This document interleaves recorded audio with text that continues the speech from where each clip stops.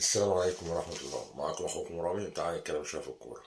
تعالى نتكلم بقى عن الدوري وماتشات الدوري وأول ماتشات امبارح كانت اتلعبت. امبارح كان أول ماتش بيراميدز وادي دجلة اتلعب وانتهى 0-0 مع حالتين طرد، وبداية غير موفقة لبيراميدز وأتمنى ذلك دائما يعني. أما بقى تعالى نتكلم على الماتش المهم امبارح في أول يوم في الدوري.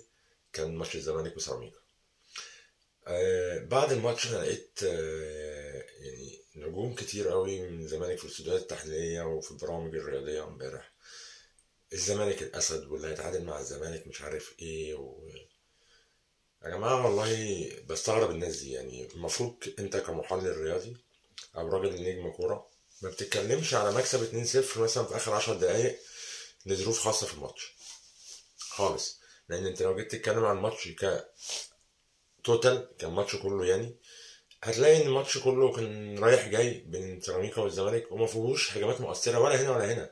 يعني اغلبيه الماتش كله كان استحواذ لسيراميكا على بعض الهجمات للزمالك اللي يعني ما فيهاش في الماتش كله غير هجمتين يعني نقول عليهم خطيرين، اللي هي الهجمه بتاعت ناصر ماهر في اخر الشوط الثاني وهجمه سيراميكا اللي كانت في الدقيقه 3. بس دول اللي كانوا في الشوط الاول كلهم اخطر كورتين في الشوط الاول. وفي الشوط الثاني ما كانش فيه ولا كور مؤثره كتير، يعني بسيطه، يعني هجمه ولا اتنين برضك هنا ولا هنا. فلما تيجي تتكلم يعني كراجل رياضي ومحلل رياضي وراجل فهمان كوره، الماتش مش الماتش الواو يعني للزمالك اللي هو كان نزل دغدغ سيراميكا والاسد اهو وانا الاسد اهو خالص. هو الزمالك لسه لعيبته كلها اصلا بتحاول تندمج مع بعض، الصفقات الجديده بتحاول تظهر. ما شفناش حاجه للصفقات الجديده للضجه اللي هم عاملينها للصفقات الجديده، الصفقات الجديده رابحه. والصفقات الجديده طب ما شيكو بانزا امبارح اللعيب ده مثلا، يعني لو اتفرجت عليه في الماتش ما تحسوش قوي، وغير كده تحس ان هو بتاع لقطه. وحتى بعد ما طلع عمال يعترض على ان هو طلع وعلى التغيير. وفي نهايه الماتش لو تاخد بالك لما اللعيبه كانت رايحه تحيي الجمهور مش عاوز يروح معاهم، وده عمال يراضيه وده عمال يقول له بس تعالى فاهمني.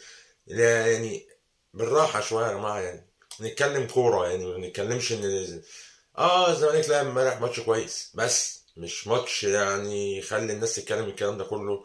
واللي يقول لك الاسد واللي يقول لك البابا واللي يقول لك اللي اتعادل معاه يحمد ربنا بيتكلموا كلام خارج الكوره نفسها، يعني خارج نطاق المستطيل الاخضر.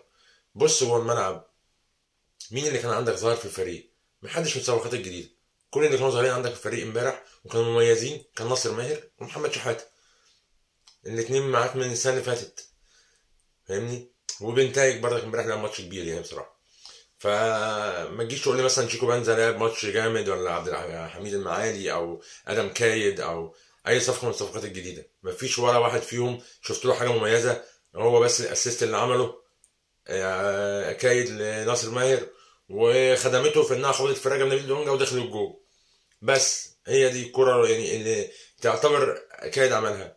بيستلم كرة، ما طبيعي ان اي لعيب كرة ومحترف وجايبه بفلوس ما طبيعي يستلم ويستلم ويستلم تحت ضغط وما يفقدش الكوره والحاجات اساسيات الكوره دي. يعني المفروض مش نيجي نتكلم عليها على محترف انا شاريه بفلوس بالدولار وبالعمله الصعبه عشان يجي يلعب عندي. انتوا بتتكلموا في ايه يا سيدنا؟ عيب والله العظيم. يعني ايه انا شاري محترف ودافع فيه بالدولار وجايبه وعشان خاطر بس يستلم ويسلم ويستلم تحت ضغط وما يفقدش الكوره؟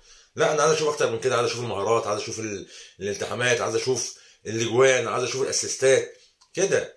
اما ما تجيش عشان خاطر لمستين تحسسني ان انت جبت رونالدينهو ولا حاجه خالص. يعني لسه بدري قوي اول ما تحكم على اي صفقه عندك وعلى اي صفقه في الدوري جديده لسه بنشوفها اول مره. لسه بدري قوي اول ما نحكم عليها. بلاش تدوا انطباع ان اللعيبه دي خلاص مفيش بعد كده، وان اللعيبه دي جت والفلوس اللي دفعت فيها دي عمل ايه. يعني قول لي انت كلاعب كره قديم او راجل محلل رياضي عمل ايه امبارح في الماتش؟ لمستين ثلاثه. طيب انت دافع له الفلوس دي عشان يعمل ايه؟ ما عشان خاطر يلعب بلمستين ثلاثه واكتر من كده ويقدم مستوى اكبر من كده. يا جماعه بلاش تدوا الحاجه اكبر من حجمها. بلاش تحسسوا اللعيبه دي من اول الدوري كده ان هم وصلوا لليفل الوحش خالص. هم لسه بيقولوا هادي ولسه بنشوف لمساتهم ولسه بنشوف تحركاتهم ولسه بنشوف الاستمراريه واللي جاي منه واللي مش هيجي منه. فبلاش تكبروا المواضيع زي ما بتكبروها. انتوا مش لاقيين حاجه، يعني انتوا مش ما لقيتوش حاجه امبارح. يعني لو كنتوا اتكلمتوا امبارح على ناصر ماهر وامبارح مهاراته واستلاماته وتحركاته والمجهود اللي عمله اقول لك ماشي.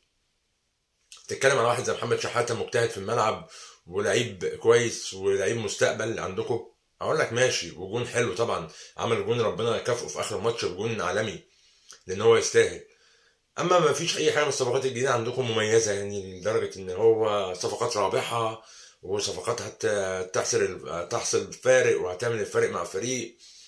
لا خالص يا جماعه، ولا اي فارق، لسه بدري قوي ولسه مشوار طويل، لسه عايزين نشوف حاجات اكتر من كده. امبارح سيراميكا قدم ماتش معقول، الزمالك قدم ماتش معقول، لعب كوره، استحواذ، الاتنين خايفين من بعض، الاتنين عاملين حساب بعض، مفيش هجمات هنا كتير ومفيش هجمات هنا كتير، اغلبيه اللعب كان محصور في نص الملعب، استحواذ اكتر لسيراميكا، علي ماهر عمل اللي عليه، ما خدمتوش الكوره في الاخر، بان الزمالك يكسب، يستحق كمجهود لعيبه وكمحاولات يستحق. مفيش حاجات كتير قوي في الماتش نتكلم عليها. عندك سيف الدين الجزيري ده لعيب فنش كوره، يعني انا من وجهه نظر انا خلاص يعني عمرو ناصر او ناصر منسي افضل منه بكتير. اللعيبه الجديده اللي هم جايبينها هنشوفها وهنشوف لعبها، ولسه الدوري طويل ولسه الماتشات جايه كتير. اتمنى من كل واحد بيحلل الكوره وبيتفرج على كوره وبيطلع في فيديوهات يتكلم عن الماتشات يتكلم كلمه حق بس. يعني لو كان الزمالك امبارح اتعادل مثلا او خسر، كنت هتقدر تطلع تقول ايه امبارح؟ ولا اي حاجه، كنت هتطلع تنتقد المدرب بتاعك واللعيبه وهتقول لسه بدري على الحكم عليهم، ولسه بدري والدوري طويل ولسه ما فيش اندماج بين اللعيبه ولسه اللعيبه دي لسه جايه جديد ونقدرش نحكم عليها دلوقتي. فهو الكلام برضك يطلع اللعيبه لعبت اللعب معقول وعملت اللي عليها ولسه بدري اول ما نحكم عليها وان شاء الله يعني صفقات مبشره تنذر بان ان شاء الله اللي جاي افضل ومش عارف ايه، ونقدر نحاول ان احنا نكون مع في المنافسه. اما ما تحسسنيش ان انت بعبع الدوري وصل خالص يا جماعه، والله لسه بدري قوي على الكلام ده، ولسه المشوار طويل قوي، واحنا عارفين اصلا الزمالك بيقع كتير قوي في الدوري فلسه بدري. وان شاء الله النهارده بالليل بقى، النهارده نتفرج على ماتش الاهلي، واقابلكم ان شاء الله بعد الماتش وتوقعاتكم الماتش، وان شاء الله الاهلي يكسب 4-0. السلام عليكم.